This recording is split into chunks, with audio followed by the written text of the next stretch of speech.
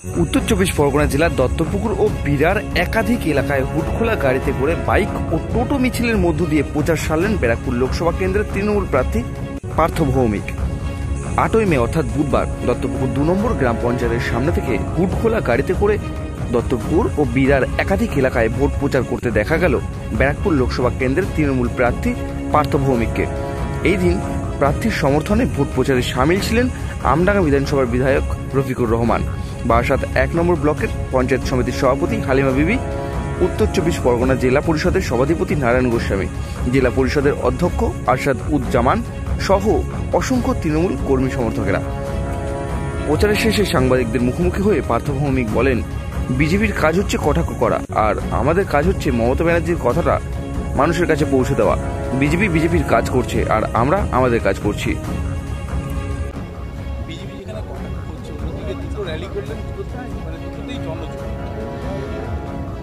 না, বিজেপির কাজ কটাক্ষ করা আর আমাদের কাজ হচ্ছে মমতা ব্যানার্জির কথাটা মানুষের কাছে পৌঁছে দেওয়া।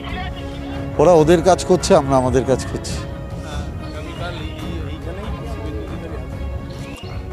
আমার মনে হয় ও আসার পর এই অঞ্চলে আমার ভোটটা আর একটু বাড়বে।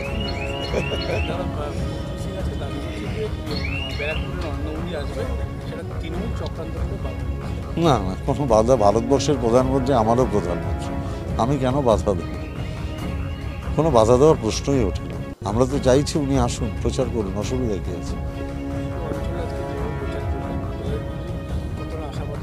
এটা ব্যারাকপুরের মানুষ ঠিক করবে, এটা ঠিক করার মালিক আমি নই। আমি তো অর্জুন সিং কিংবা শুভেন্দু অধিকারী নই, আমরা মানুষের উপর আস্থা। তাছাড়াও 9 তারিখ অর্থাৎ বৃহস্পতিবার দত্তপুকুরে শুভেন্দু অধিকারীর আসার প্রসঙ্গে আমডাঙ্গা বিধানসভার বিধায়ক রফিকুর রহমান বলেন, দিদির প্রোগ্রাম এখানেই ছিল, কিন্তু হেলিপ্যাড নামা নিয়ে ডিস্টার্ব ছিল বলে সিএম সিকিউরিটি স্পটটা বাতিল করে দিদি সাধারণ পুজো করছে 13 তারিখ, আগামী 13 তারিখ। হ্যাঁ, দিদির প্রোগ্রামটা বাতিল। আমরা চেষ্টা করছি, তবে শুভেন্দুর কাউন্টার করার দরকার নেই। শুভেন্দুর কাউন্ট এলাকার মানুষ করে দেবে। ওর যে নোংরা ভাষা, এলাকার মানুষ এই সংস্কৃতিমান দত্তপুকুরে এসে উনি বক্তৃতা করলে আমাদের ভোট বাড়বে। কেন এই প্রসঙ্গটা পার্থবাবু বললো, আপনার মুখে একই কথা। হ্যাঁ, মানে ভোট ব্যাংকটা বাড়ার সমীকরণটা যদি শোনেন, শুভেন্দুবাবু কোনো রাজনৈতিক ভাষা বলে না, কোনো সংস্কৃতিমান মানুষ নয়।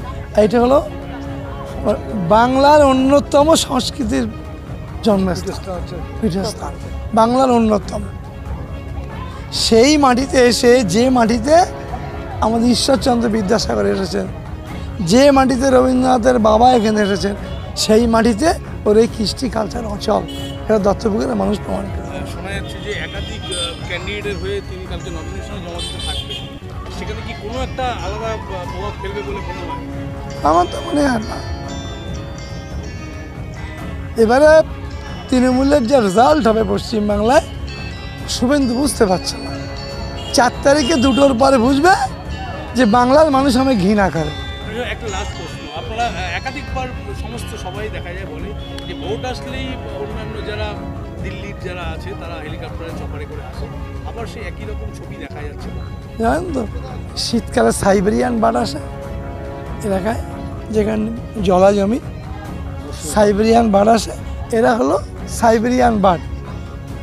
ওই শীতের সময় আসবে, ভোটের সময় আসে আর ডেলি প্যাসেঞ্জারি করে আর বড় বড় বাত মেরে চলে যায়। বাংলার মানুষের বিশ্বাস।